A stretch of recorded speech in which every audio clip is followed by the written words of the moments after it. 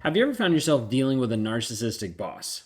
In today's video, we're going to diving into a crucial aspect of how to handle narcissistic bosses and maintain your well-being. It's hard to keep this separate or to work on yourself while you're in a toxic environment. So I want to look at some aspects by the end of this video, just having a toolkit of different strategies to help you minimize the impact of their behavior on you and be able to help create, hopefully, a healthier work environment. Now, we can only control so much, and that's on your side. We can't control them, which is true with any narcissistic relationship. But I'm hoping to have at least you gain insights into the video, understanding, hey, this is recognizing and addressing some of these narcissistic behaviors in your workplace, along with some practical tips to help you maintain sanity and also help with productivity moving forward. So if you guys are new here, my name is Ben Taylor. I'm a self-aware narcissist on this channel to provide awareness about narcissistic abuse. I'm the founder of Raw Motivations, the creator of the NARC app, and your guide in the 45-day Clarity Challenge that you can access at claritychallenge.net. The whole process of breaking free from narcissistic abuse comes first and foremost from the mindset, the thought process that leaves you stuck with a toxic person. And it's no different when it's interacting with a lover versus interacting with friends and family versus interacting with a boss. Yes, there's nuances and differences, but the same principles apply of how this person's treating you and of how it's affecting you at the same time. So what does this look like in the work environment? And first, understanding like the signs and the pieces of it. Narcissistic behavior you see oftentimes in high intense work environments where you see people that want to continue to rise up the ladder and look a certain way and act a certain way. Okay, narcissistic bosses oftentimes will exhibit this type of behavior, such as like constant self-promotion, putting themselves up on a pedestal, being like, everybody should serve and honor me. This is how I was in the workplace environment. I was the person that was like, I'm the best ever. You should bow down and serve me, basically. That was the idea, the aura that I gave off to other people. Because I wanted to make sure people understood that like it was all about me and it wasn't about them. It was all about what I wanted and what I needed, and I should get those things because I was entitled to it, because I was the best ever, because I was the smartest or the best looking, or like all these things. And so there's a litany of different things that would go through my head of, oh, I have the best ideas. Your ideas are awful. I have the best ideas. This would also translate into just the lack of empathy in being able to hear and respond to anyone else and to hear their responses of what's actually going on. So you would have an idea and I'd be like, yeah, no, don't even care. Because I didn't. I didn't care about the other person. I didn't care about their ideas or their thoughts or their feelings. All I cared about in the moment was just me. What I wanted, what I thought, what I needed, and how I was going to implement that. Now, as a result, it ended up me steamrolling over a lot of people. A lot of people like got hurt in the process, mentally and emotionally, of me just doing, oh, this is what we're going to do. Just get over it. The lack of empathy is huge in the workplace environment. Then you have the manipulation of other employees, where someone would pit another person against another person. For me, a lot of times I would pit another person against another person when it came down to passing my ideas through. Like, this is a good idea. Don't you think so? Yeah, this person doesn't think so. You should say something to them because, like, I just don't feel like they understand.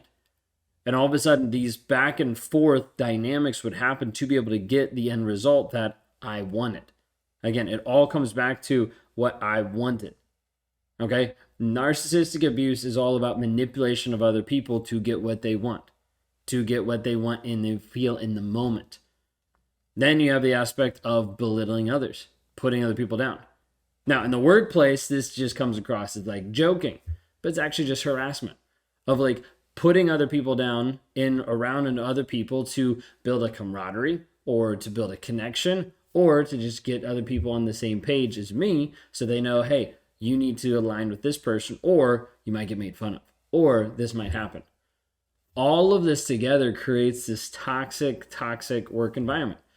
And it leaves people feeling undervalued and stressed. You have employees that quit, you have employees that walk out, you have employees that just can't handle it anymore because of the belittling nature in that work environment. And this is something that I would, put blame on other people. It's not me, it's someone else, they just can't handle it, all these things. But we'd see these people like disappear because they weren't actually able to take the abuse that was happening. And they shouldn't. But that's what was going on.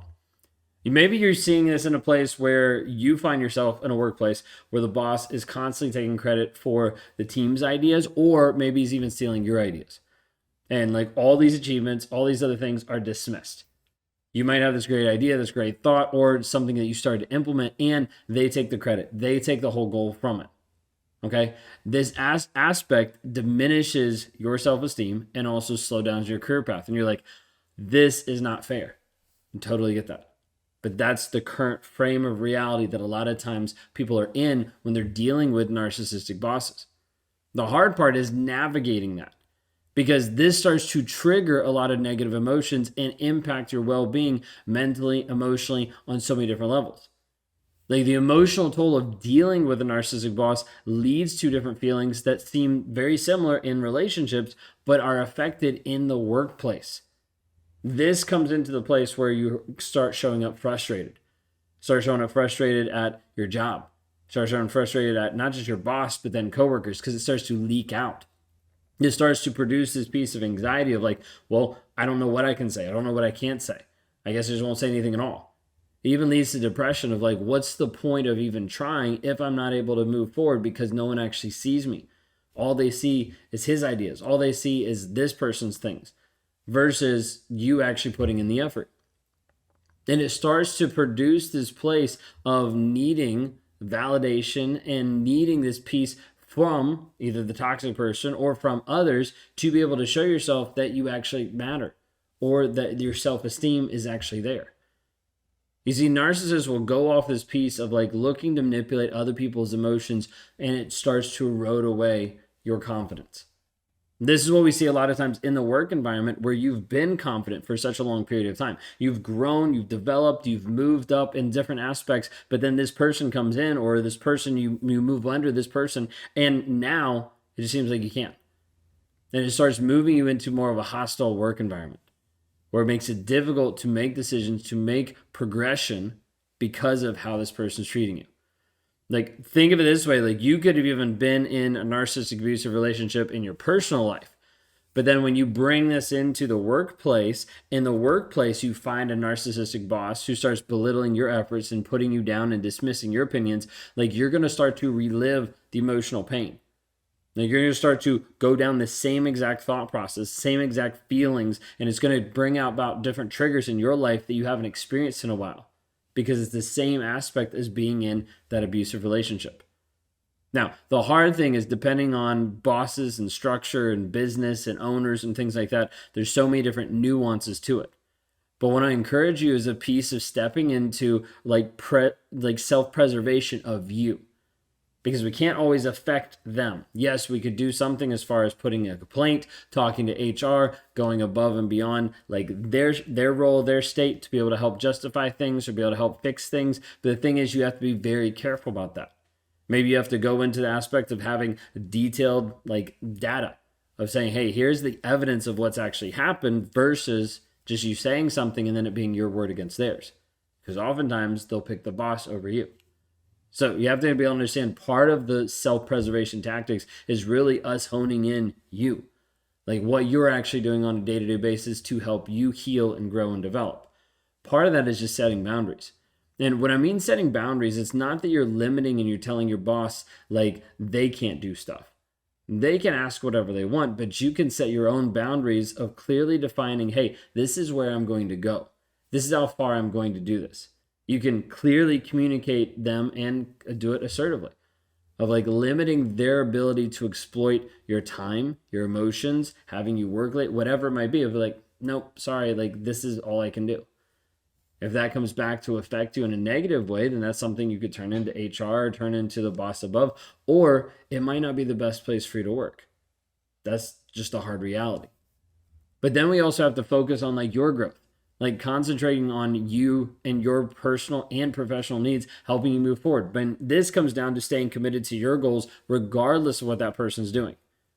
Regardless of how they're treating you or how they're responding. Is that bad? Yes. And should you deal with that? Yes, absolutely. But if you can't, if it's not something that you're able to move, then all we can focus on is you, is what you do today.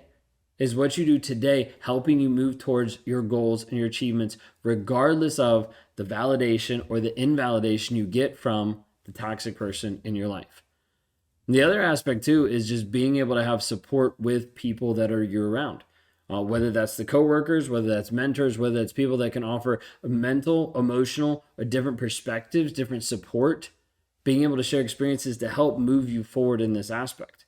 There might be different nuances in that company or in that business that other people have navigated or know how to navigate because of how that person's consistently showed up. Or you might not be the only person.